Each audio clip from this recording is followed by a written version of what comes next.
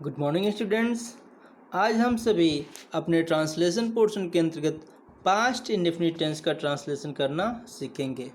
तो जैसा कि आप लोग इस टेंस के पहचान के रूप में देख रहे हैं होंगे, वाक्य के अंत में ता था, ती थी, ते थे, ई, या, आ आदि शब्द आते हैं। अर्थात वे वाक्य जिनके अंत में ता था, ती थी, ते थे, ई, या, आ आदि शब्द आते हैं उन्हें पास्ट इंडेफिनिट टेंस कहा जाता है।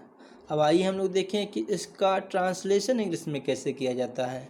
तो इसमें रूल नंबर 1 में बताया गया है कि पास्ट इंडेफिनिट टेंस के अफर्मेटिव सेंटेंस में कोई हेल्पिंग वर्ब नहीं लगाया जाता है, बल्कि इसके सब्जेक्ट के साथ वर्ब का सेकेंड फॉर्म प्रयोग किया जाता है।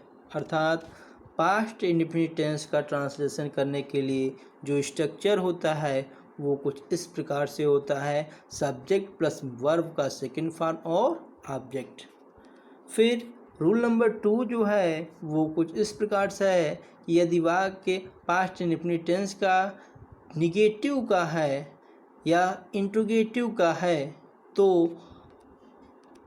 डिड का प्रयोग जो है वो हेल्पिंग वर्ब के रूप में किया जाता है।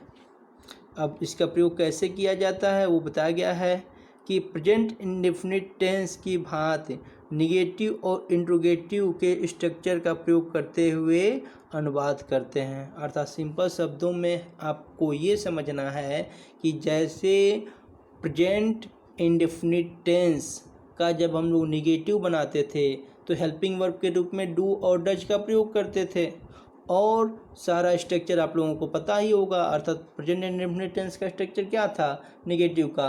सब्जेक्ट प्लस हेल्पिंग वर्ब में डू या डज में से कोई एक plus not plus main verb plus object. वैसे ही यहाँ पे यही बताने का प्रयास किया गया है कि इंट्रोगेटिव हो या नेगेटिव हो स्ट्रक्चर सेम रहेगा, बस हेल्पिंग वर्ब जहाँ पे प्रेजेंट टेंस में डू और डज हुआ करता था पास्ट टेंस में डिड हो जाएगा। तो अब आइए इसको हम लोग एग्जाम्पल के माध्यम से देखें, लेकिन उस एग्जाम्पल को देखने से पहले एक चीज़ है जो नोट के रूप में दिया गया है, उसको आप लोग एक बार देख लें और समझ लें।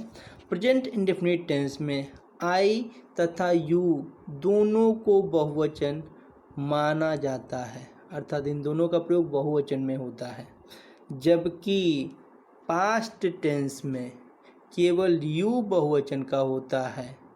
आई एक वचन के रूप में प्रयोग किया जाता है। ये चीज़ आप लोग ध्यान रखेंगे कि पास्ट इंडेफिनिट टेंस में आई एक वचन के रूप में प्रयोग किया जाता है, न कि बहुवचन के रूप में। तो अब इसको ध्यान में रखते हुए आइए हम लोग देखें कि ट्रांसलेशन कैसे होता है।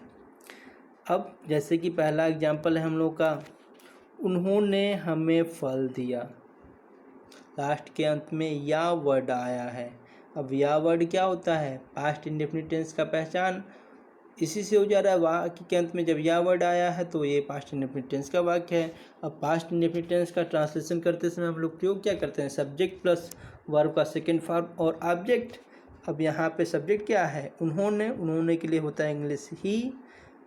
वर्ब क्या है?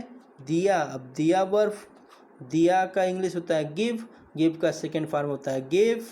फिर ऑब्जेक्ट, यहाँ पे दो ऑब्जेक्ट हैं, डायरेक्ट और इनडायरेक्ट। तो इनडायरेक्ट ऑब्जेक्ट यहाँ पे जो है वो है मी, और डायरेक्ट ऑब्जेक्ट है फल, जिसको हम लोग फ्रूट कहते हैं। तो इस तरीके से हम लोग का जो ट्रांसलेशन है वो हो जाएगा ही गेव मी फ्रूट्स। ऐसे ही अगर अगला वाक्य हम लोग देखें तो है, मैं अपने भाई के साथ विद्यालय जाता था।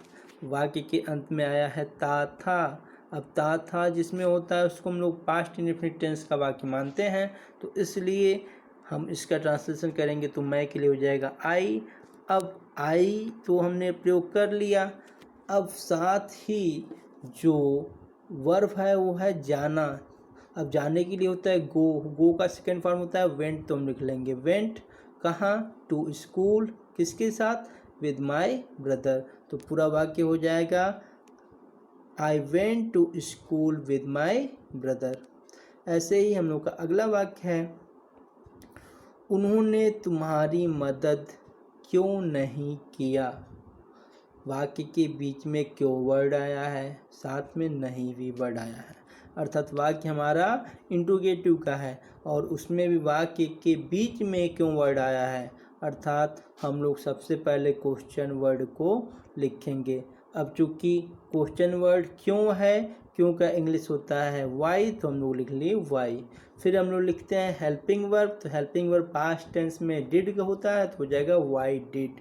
फिर सब्जेक्ट तो उन्होंने के लिए हो जाएगा ही, तो हो जाएगा हम लोग लिखेंगे क्या, वाई डिड ही। और नहीं के लिए हो जाएगा नॉट। क्या करना, मदद, मदद के लिए इंग्लिश होता है हेल्प। और फिर किसको, तुम्हारी, तो हो जाएगा यू, लास्ट में क्वेश्चन मार्क, अर्थात पूरा वाक्य हो जाएगा why did he not help you.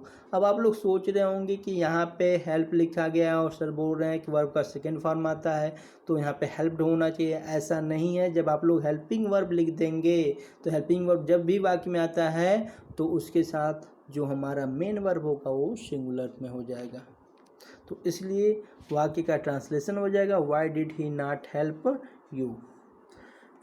हम लोगों का अगला जो एग्जाम्पल है वो है, वह अपने भाई के साथ खेलना नहीं चाहता था।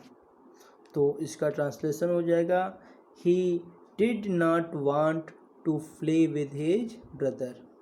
ऐसे ही हम लोग का अगला वाक्य है, क्या तुमने कल किताब खरीदा। अब वाक्य के प्रारंभ में क्या वर्ड आया है, तो हम लोग हेल्पिंग वर्ब सब्जेक्ट के पहले कर लेंगे, तो हो जाएगा डिड यू। अब खरीदने के लिए होता है बाई, तो वर्ब हो जाएगा बाई। क्या, बुक, तो हम लोग लिख लेंगे बुक। कब, कल, तो कल के लिए होता है स्टर्ड, लास्ट में क्वेश्चन मार्क, तो हो जाएगा did you buy a book Saturday. इस तरीके से हम लोग का इस वाक्य का भी ट्रांसलेशन कंप्लीट हो जाएगा।